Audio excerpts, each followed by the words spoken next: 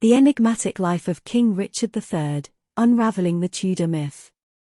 The life and reign of King Richard III of England have long been shrouded in mystery and controversy. Richard, the last of the Plantagenet dynasty, ruled for a mere 2 years from 1483 to 1485 before his untimely death on the battlefield. However, his legacy has endured through the ages, largely due to the pervasive Tudor myth that paints him as a villainous, hunchbacked usurper who murdered his nephews in the Tower of London. But in recent years, historians and scholars have embarked on a journey to uncover the truth about this enigmatic monarch, challenging the Tudor narrative and shedding new light on the life and reign of King Richard III. The Tudor Myth. To understand the controversy surrounding Richard III, it is essential to delve into the Tudor myth that has long dominated historical narratives. Following Richard's death at the Battle of Bosworth Field in 1485, he was succeeded by Henry Tudor, who became King Henry VII. Henry, keen to legitimize his claim to the throne, embarked on a concerted effort to demonize Richard III. The Tudor version of events, primarily shaped by chroniclers like Thomas More and Polydore Vergil, depicted Richard as a ruthless, deformed usurper who killed his own nephews, the princes in the Tower, in a bid to secure his hold on the throne. This narrative painted a starkly negative picture of Richard III, and it served the Tudor dynasty's purpose well by justifying their seizure of the throne and the subsequent establishment of the Tudor line. However, the accuracy of these accounts has been called into question by modern historians. The Tudor chroniclers were writing during a time when it was politically advantageous to portray Richard in the worst possible light, and they had no qualms about bending the truth to suit their agenda. A troubled reputation. King Richard III has long been associated with the murder of his nephews, Edward V and Richard, Duke of York, who were imprisoned in the Tower of London in 1483 and subsequently disappeared from public view. However, no direct evidence of their fate has ever been found, and the mystery surrounding their disappearance remains unsolved. While it is possible that Richard was involved in their disappearance, many historians argue that other individuals, including Henry VII, had motives to eliminate the young princes as well. Furthermore, the infamous portrayal of Richard III as a hunchback, which was a central element of the Tudor myth, is likely to have been greatly exaggerated. Modern investigations, including the discovery of Richard's remains in 2012 beneath a car park in Leicester, have revealed that he did have a noticeable curvature of the spine, but it was far less pronounced than the caricature of a hunchback. This finding has challenged the credibility of the physical depiction of Richard that has been perpetuated for centuries. Richard's reign and legacy. In contrast to the image painted by Tudor propaganda, King Richard III's reign was marked by certain reforms and administrative improvements.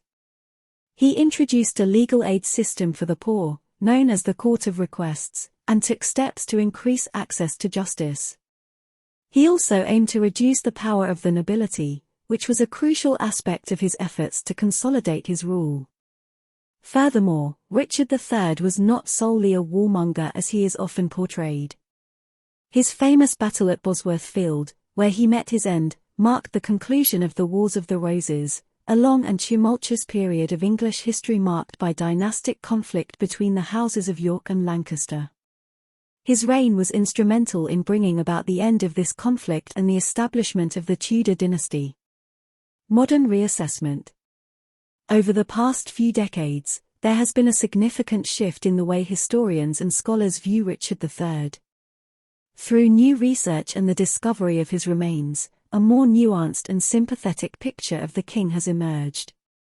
Many have come to see Richard as a ruler who faced immense challenges during a turbulent period in English history and who took actions, both positive and controversial, to navigate those challenges. The rehabilitation of Richard III's image has been furthered by the Richard III Society, an organization founded in 1924 dedicated to researching and promoting a more balanced view of his life and reign. The Society has played a crucial role in supporting research and scholarship that challenges the Tudor myth. Conclusion. The life of King Richard III remains enigmatic, But the Tudor myth that has long defined his reputation is increasingly being questioned and debunked by modern scholarship. While many questions about his reign and his role in the disappearance of his nephews persist, there is a growing consensus among historians that the negative portrayal of Richard III has been largely the result of Tudor propaganda. As our understanding of Richard III continues to evolve, it is essential to approach his life and reign with a critical and open mind, allowing for a more balanced and historically accurate assessment of this fascinating and complex monarch. Unraveling the Tudor myth surrounding Richard III is not just a matter of historical curiosity, it is a crucial step in uncovering the truth about one of England's most enigmatic kings and understanding the broader dynamics of the Wars of the Roses era. The ongoing efforts to unravel the Tudor myth surrounding King Richard III have not only reshaped our understanding of this controversial monarch but have also raised important questions about how history is written and manipulated to serve political and personal agendas. One of the most compelling aspects of the reassessment of Richard III's life and reign is the importance of historical objectivity. Historians, particularly in earlier centuries, often wrote under the influence of political powers or sought to curry favor with those in authority.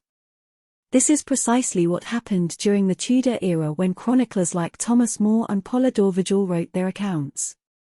The case of Richard III serves as a reminder that history is often a subjective account of events, shaped by the biases and motivations of those who write it. As such, it is crucial for historians to critically evaluate sources and consider their credibility and potential biases. The discovery of Richard III's remains in a Leicester car park in 2012 was a pivotal moment in this reassessment.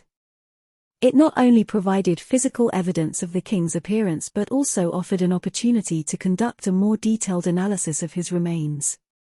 Examination of his bones revealed that while he did indeed have scoliosis, the degree of curvature was not as extreme as previously thought.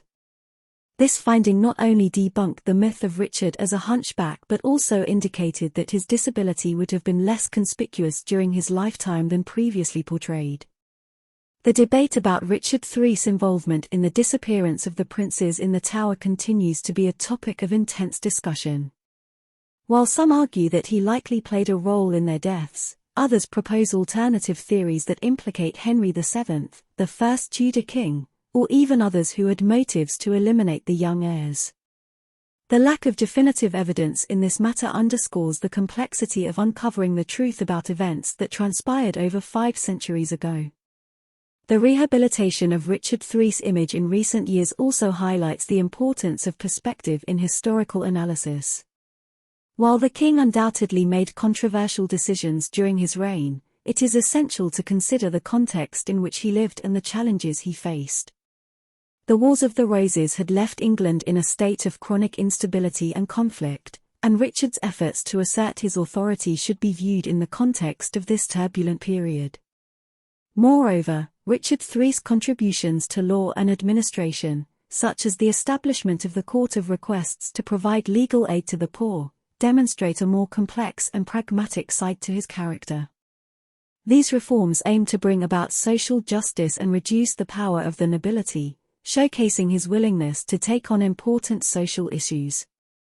In conclusion, the enigmatic life of King Richard III continues to captivate historians, scholars, and enthusiasts alike. The ongoing reassessment of his reign challenges the long-standing Tudor myth that has shaped our perception of him for centuries. As we delve deeper into the historical record and conduct more research, we move closer to a more balanced and nuanced understanding of this complex monarch. Richard III's story is a reminder that history is malleable, and our understanding of the past is ever-evolving, subject to new evidence and fresh interpretations. In this quest for historical truth, we gain not only a deeper appreciation of Richard III but also a greater awareness of the challenges and biases inherent in the study of history. The exploration of King Richard III's life and the unraveling of the Tudor myth remind us of the dynamic nature of historical understanding and the importance of critical thinking in the face of inherited narratives. It is a powerful example of how the lens through which history is viewed can profoundly affect the way we perceive individuals and events. As the saying goes, history is written by the victors, and in the case of Richard III, the victors were the Tudors, who sought to cement their legitimacy by vilifying their predecessor. The story of Richard III is also a testament to the enduring nature of historical investigation.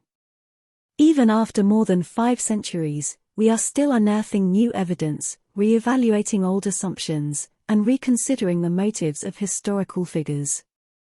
This process of historical re-examination is what keeps history a living, evolving discipline rather than a static record of the past. The rehabilitation of Richard III's image is not an attempt to paint him as an idealized or faultless monarch. Rather, it is a quest for a more accurate and balanced understanding of his life and reign.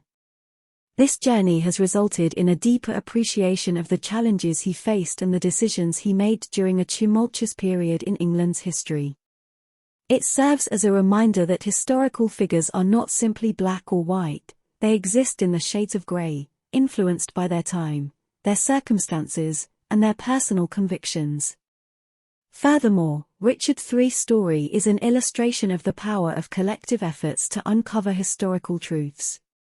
The work of historians, archaeologists, and organizations like the Richard III Society has been instrumental in challenging the established narrative and revealing a more multifaceted portrait of the king.